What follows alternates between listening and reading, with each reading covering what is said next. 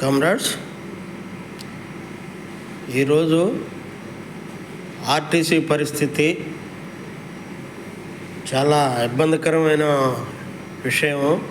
ఎందుకంటే ఆర్టీసీ కార్పొరేషన్లో ఉన్నప్పుడు 4 సంవత్సరాల ముందు ఆర్టీసీని గవర్నమెంట్లో విలీనం చేయాలన్నప్పుడు కార్మికులందరూ చాలా సంతోషపడ్డారు. కారణం ఏంటంటే ఏదో బెనిఫిట్స్ వస్తాయి, పెన్షన్ వస్తుందని ఆలోచనతో ఆ రోజు కోరుకున్నారు.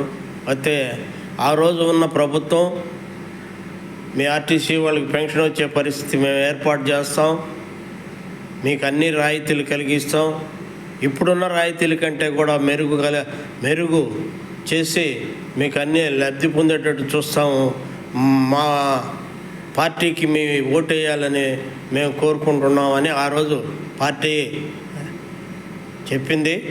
అయితే ఈరోజు 4.5 సంవత్సరం అయిన ప్రభుత్వంలో విలీనం చేసిన ఆర్టీసీకి ఎటువంటి బెనిఫిట్స్ లేవు.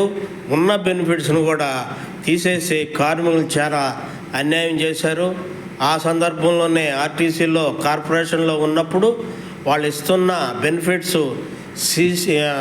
ఎస్ఆర్బిఎస్, ఎస్బిటి అనే ప్రజలకి ఈ మన ఆర్టీసీ కార్మికులకి అనుకూలమైన కొన్ని రాయితీల్లో కొన్ని లోన్స్ ఇచ్చి కార్మికుల్ని కొంత కాపాడుతున్న పరిస్థితి ఉండింది కార్పొరేషన్లో ఉన్నప్పుడు.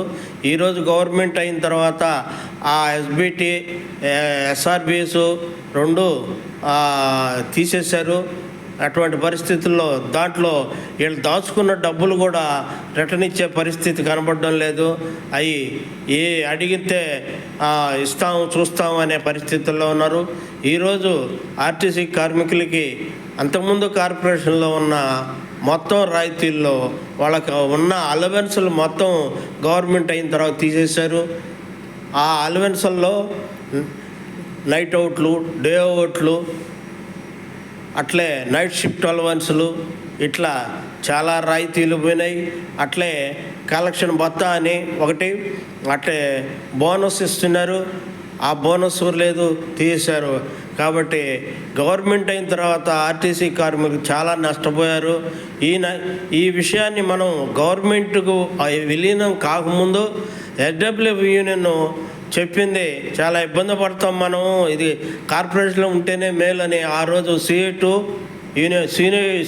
యూనియన్ ఎస్డబ్ల్యూ చెప్పారు అందరు కార్మికులకి. అయినా వాళ్ళు ఏదో ఆశపడి గవర్నమెంట్ అయితే మాకు పెన్షన్ వచ్చి కొన్ని రాయితీలు వస్తాయని ఆలోచించి అందరూ దాన్ని ఒప్పుకున్నారు. ఆ సందర్భంలో ఉన్న ప్రభుత్వం ఖచ్చితంగా చెప్పింది, మీకు అన్ని రాయితీలు ఇస్తాము, మీకు ఉన్న రాయితీలు అట్టే ఉంచుతాము, ఇంకా బెనిఫిట్స్ చూపిస్తాము, పెన్షన్ వచ్చేదానికి కూడా మేము ప్రయత్నిస్తామని ఆ రోజు ఆ ప్రభుత్వం చెప్పింది, కార్మికులకు హామీ ఇచ్చింది. అయితే ఈరోజు ఆ ప్రభుత్వం ఇచ్చిన హామీలు నిలబెట్టుకోవడం కాకుండా ఆర్టీసీని చాలా హీన పరిస్థితుల్లోకి తీసుకొచ్చింది.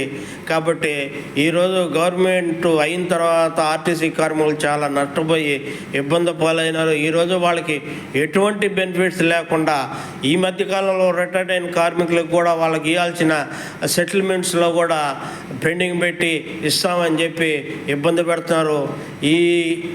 ఈ సమస్యలన్నీ పరిష్కరించే పరిస్థితుల్లో ఈరోజు గవర్నమెంట్ లేదు. కాబట్టి ఆ రోజు ఆ గవర్నమెంట్ వచ్చినప్పుడు ఇవన్నీ ఇస్తామన్న తర్వాత వాళ్ళు వస్తే మాకు మేలు చేస్తారని వాళ్ళు ఆ రోజు ఓట్లేసి ఆర్టీసీ కార్మికులందరూ ఓటేసి గెలిపించారు. అయితే ఈరోజు ఆర్టీసీ మొహం చూడడం లేదు, ఈ గవర్నమెంట్ వాళ్ళని పట్టించుకోవడం లేదు. చాలా దీనస్థితికి ఆర్టీసీ కార్మికులు దిగిపోయారు. కాబట్టి ఈరోజు ప్రభుత్వాలు కానీ ఆర్టీసీ యాజమాన్యం కానీ కార్మిక వర్గాన్ని ఏ విధంగా కూడా కాపాడి రక్షించే పరిస్థితుల్లో మేనేజ్మెంటు ప్రభుత్వం లేదు. కాబట్టి ఇప్పుడు కార్మికుల్లో ఒక భయం ఏర్పడింది. ఏంటయా అంటే ఈ ఆర్టీసీ గవర్నమెంట్ అయిన తర్వాత ఉంటుందా పోద్దా, దీన్ని డెవలప్మెంట్ లేదు, ఇది నిర్వీర్యం అయిపోయే పరిస్థితి ఉంది, మా పరిస్థితి ఏందా అనేది చాలా సన్నిధిలో పడి కార్పొరేషన్లో ఉన్నప్పుడే మాకు బాగా అన్ని సౌకర్యాలు జరిగినాయి, అన్ని అలవెన్స్లు వచ్చాయి. ఆ అలవెన్స్ వల్ల ఈరోజు అవన్నీ లేనందువల్ల కార్మికుడు చాలా నష్టపోయాడు. దానికని మేము దీన్ని పూర్తిగా ఈ గవర్నమెంట్ చేసిన సిస్టాన్ని మేము ఇప్పటికి కూడా దాన్ని ఒప్పుకోలేని పరిస్థితిలో ఉన్నాము. కాబట్టి ఇవన్నీ సరిచేసి గవర్నమెంట్లో విలీనమైన తర్వాత ఆ కార్మికులకి మేలు జరిగే పరిస్థితి ఈ గవర్నమెంట్ కానీ వచ్చే గవర్నమెంట్ కానీ చేస్తే మాకు చాలా ఉపయోగం ఉంటుంది. కాబట్టి మీరు దీన్ని ఆలోచించి ముందుకు తీసుకుపోవాలా.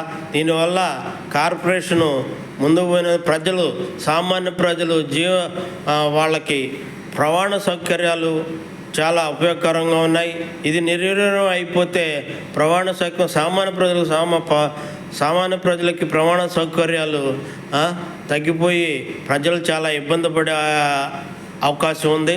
కాబట్టి ఇవన్నీ దృష్టిలో పెట్టుకొని మా ఆర్టీసీని ముందుకు తీసుకుపోయి డెవలప్ చేయాలని మిమ్మల్ని కోరుకుంటున్నాను. మీ పత్రికా సమ్ముఖంగా కూడా దీన్ని ప్రచారం చేసి మాకు మేలు చేసేటట్టు ప్రయత్నించాలని కూడా మేము కోరుకుంటున్నాము. ఇట్లు పి మనోహరం, ఆర్టీసీ రిటైర్డ్ ఎంప్లాయీ. కాబట్టి మీరు దీన్ని ఆలోచించాలని కోరుకుంటూ సెలవు తీసుకుంటున్నాను.